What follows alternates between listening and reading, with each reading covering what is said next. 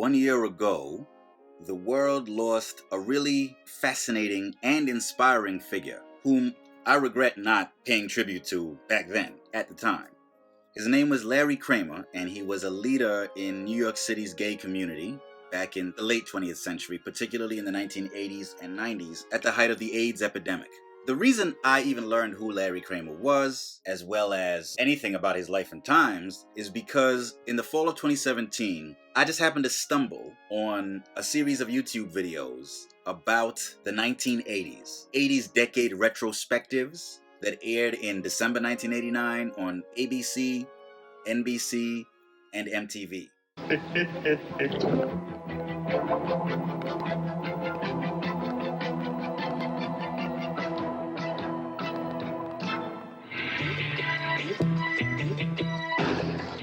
As soon as I watched those, I was hooked. I actually got on this 1980s kick as a result of that. I developed a voracious appetite for all things pertaining to the 1980s, and I mean any aspect of the 80s, the good, the bad, and the ugly.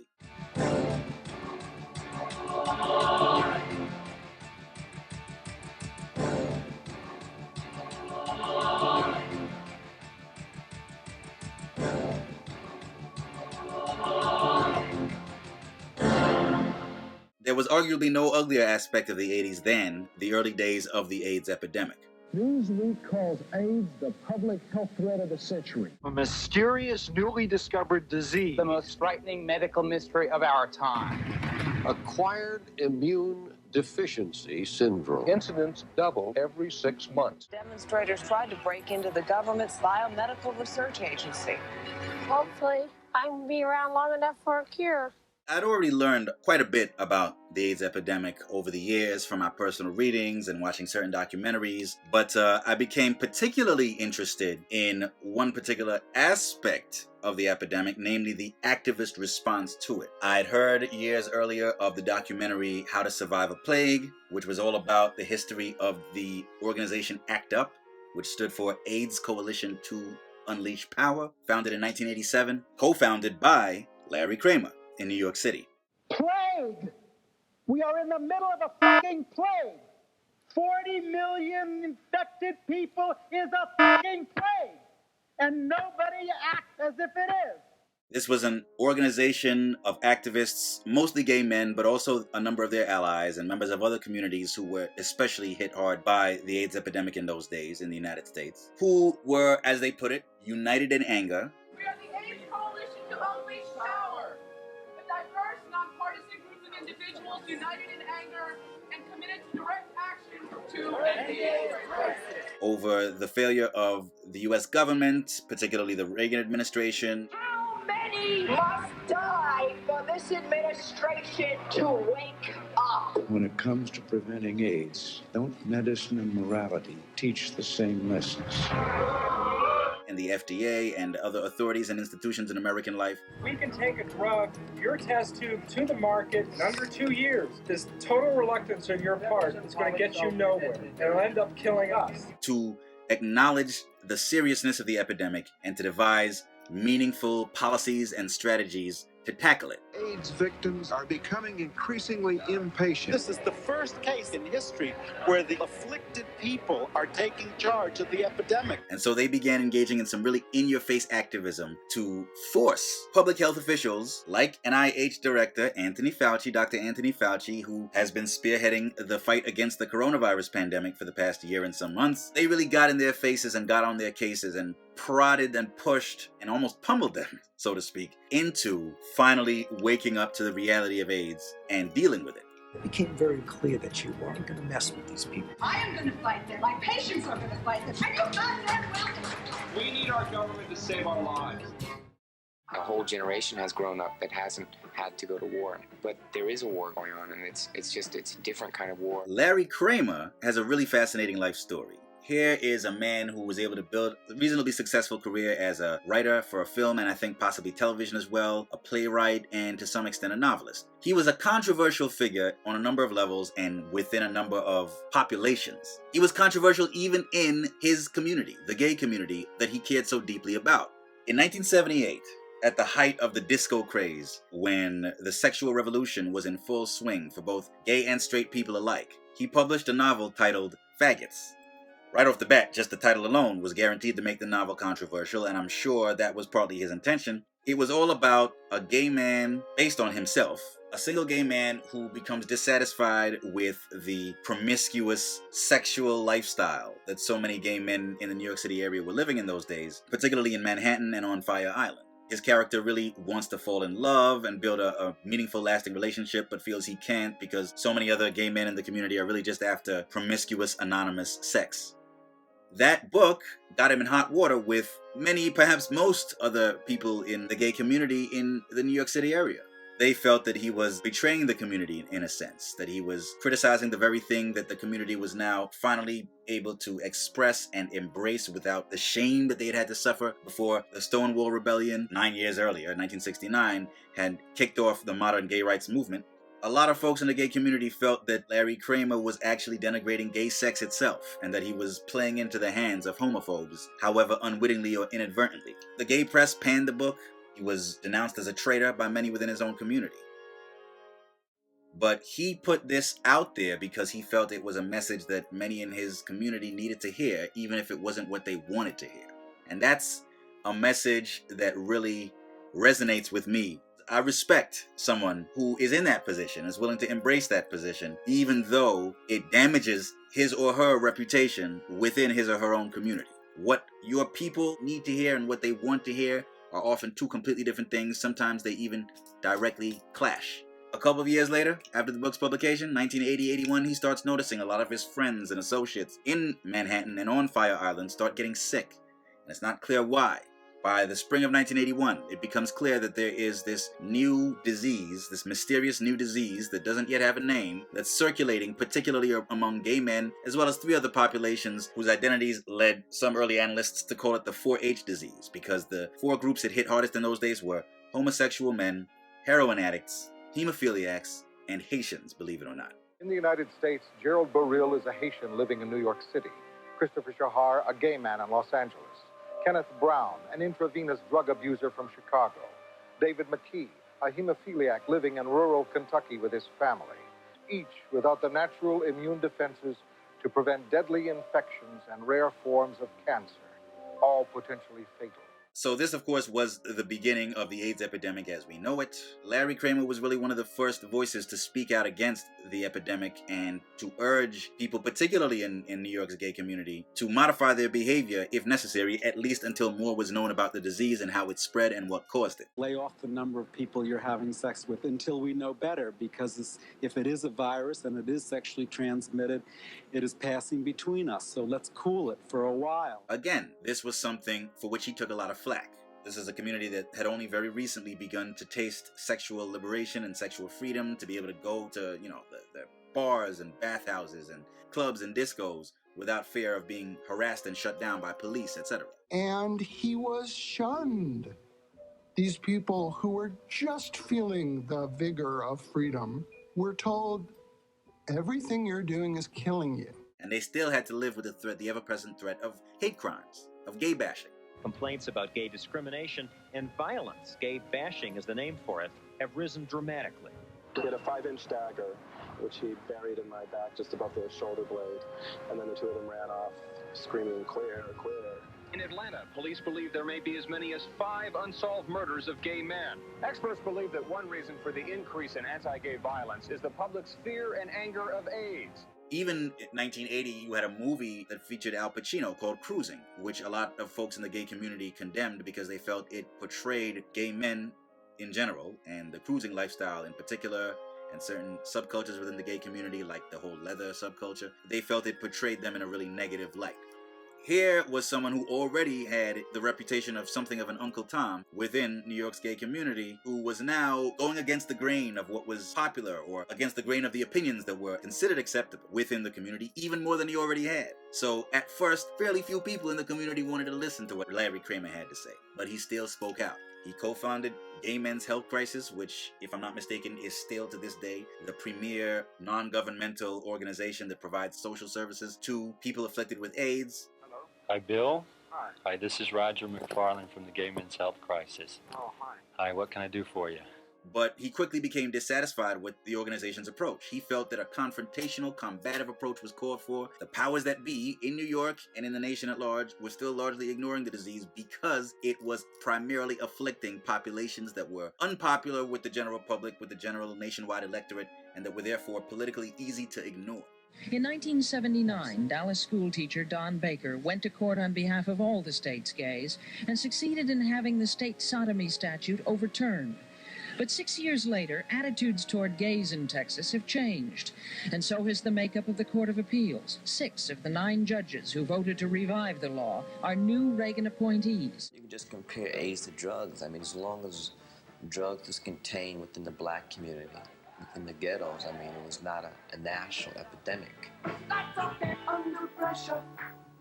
It's horrible to think that the government might have responded differently if the disease would have affected white middle-class America. Would they have? Probably.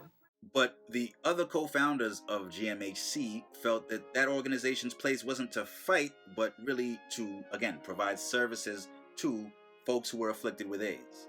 And so Larry Kramer ended up getting into a lot of confrontations with people whom the other members of GMHC felt they needed to get on their side. He ended up taking a combative approach in many cases where they felt a more conciliatory approach or cooperative approach was really called for. And as a result, he alienated most, if not all, of the other members of GMHC and was formally ousted from the organization altogether in 1983 or 84. Those events are well depicted in detail in his play, The Normal Heart, which first was staged in 1985 and which was made into a TV movie on HBO in 2014 starring Mark Ruffalo, which I've seen and I highly recommend it. It's a great movie. It's a great portrayal of Larry Kramer in a fictionalized form in the character of Ned Weeks. So many of you are so upset. Why do I only hear from this loudmouth? That's a very good question. Okay, so there are 500,000 gay men in our area. 315 cases doesn't seem too high, considering how many of us, of you, there are. This is bullshit! Ned, please. Look, I understand this is tricky, sir, but we need your help. I think, that is, the mayor thinks, you guys are overreacting. You tell that cocksucker he is a selfish, heartless son of a bitch!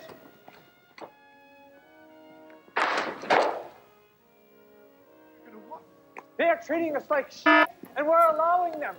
No politicians, the only thing they respond to is pressure. You heard him with this 3,000 West Side calls? We're not yelling out enough. It also gives a great portrayal, really, of what it was like to live through those early days of the AIDS epidemic when there was just no remotely effective medical treatment at all. The medical establishment didn't understand the disease entirely yet. They were still only in the process of even giving it a name. The names HIV and AIDS are never mentioned in the movie, but you see characters dying, dropping like flies left and right, and suffering of the disease, including Ned Weeks' lover, played by Matt Bomer in the film. You see the suffering that they go through, the prejudice that they're subjected to, the struggles that they face, the official indifference and even hostility that they face. It's just a really, really inspiring work of art. In 1987, of course, again, he co-founded ACT UP with other outraged, pissed off members of the gay community in New York City. Bodies are piled in doorways even as we speak. AIDS people in this city. Thousands of homeless in shelters at night.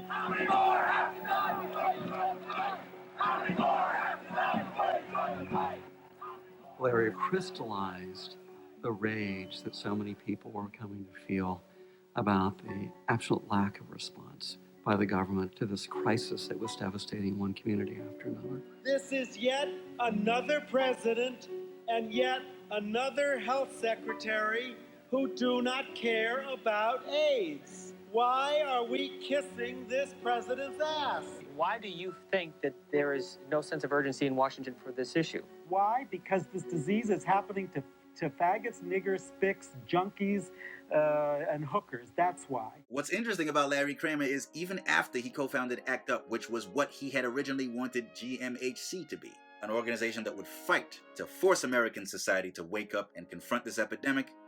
Why can't you call a plague a plague? Every time you say the words AIDS epidemic, you are lying. You must learn to say the words AIDS plague, plague, plague, plague. We have to start being powerful or we are going to die.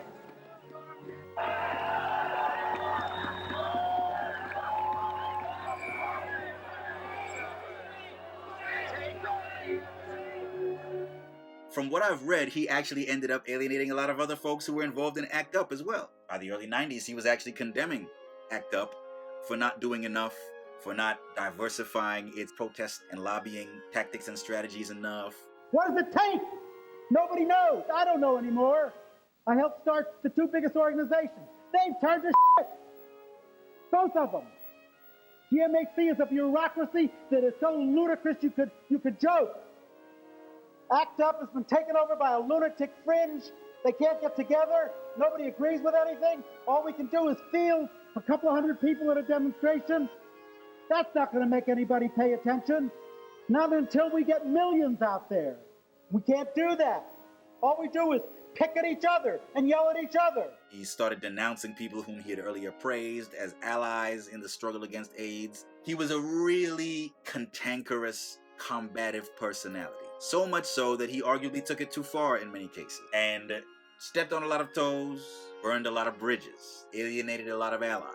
What I find fascinating about Larry Kramer is that, he's not some squeaky clean superhero type historical figure.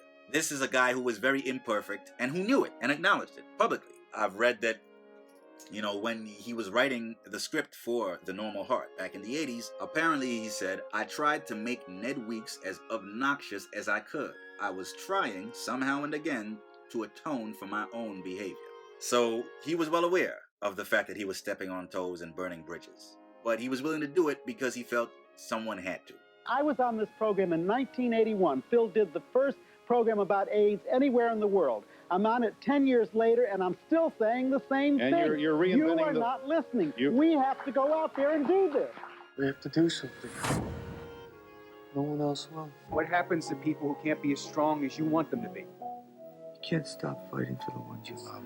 And he continued, even after the mid-90s, 1996 or so, when the first really effective treatments for HIV hit the market and came to be available, even as the death rate from HIV and AIDS, particularly among gay men in the United States, began to not just level off, but actually fall precipitously in the late 90s. Once the epidemic, or at least the urgency of it, receded somewhat, that didn't shut him up. He continued to fight and speak out and lobby and urge other folks in the gay community to continue fighting and to recognize that the pandemic wasn't yet over. To this day, there still isn't a cure for HIV/AIDS. There are much more effective treatments. It's a much more manageable chronic condition than it was in the past. The drugs you have to take for it are simpler, more straightforward, easier to take, easier to keep track of. I think the side effects aren't as severe as they used to be, but there still is no cure. That pandemic is still not over, even as we now grapple with a new and equally deadly and much faster moving pandemic in the form of COVID-19. I find it almost poetic that Larry Kramer died at the peak of the COVID-19 pandemic, the next great global pandemic after the one that he helped to confront and combat. At the end of the day, this is a man I really respect. Even if I might disagree with some of his tactics and strategies, you gotta respect someone who's just such a fighter, who's so damn tough, and who won't take no for an answer, especially when he knows that he's justified. I've always said that, people in other communities that have been severely afflicted by the AIDS epidemic owe a debt of gratitude to those ballsy activists from ACT UP and similar organizations and other organizations that spun off from ACT UP. We owe them a debt of gratitude. African Americans, most of all in the American South, are basically the main victims of HIV and AIDS nowadays, have been for some time. Their activism is one of the main reasons why there are effective treatments for HIV and AIDS to this day. This man here has helped reduce the time for drug approval at the FDA down from 10 years down to 3 years, down to 1 year. The drugs are out there because of ACT UP, because we do those demonstrations, because we have made people listen to us, and this is the only way. And this is a disease from which people are still dying. It just really tends to be highly underprivileged and frequently invisible people. And that's something that's similar in a way to what was going on in the early days of the epidemic. In the early 80s, when it was easy to ignore because Rock Hudson hadn't died of it yet. Other celebrities like him, whether it was Liberace or Freddie Mercury or Arthur Ashe, Eazy-E, hadn't died of it yet. Magic Johnson hadn't been diagnosed HIV positive yet.